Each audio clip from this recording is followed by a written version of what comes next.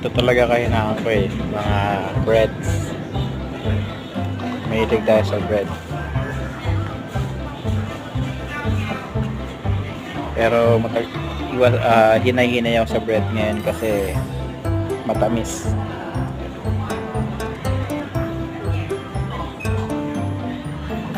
Mali ka. Pili ka. Ano gusto mo? Lemongrass, butterfly juice, roselle juice, chrysanthemum, longan. Longgan. Okay. Ayoko. Parang kanino ba? Akala ko sa akin eh. Pinapili pa pala kita. Alam ko na kasi lasa ng longgan.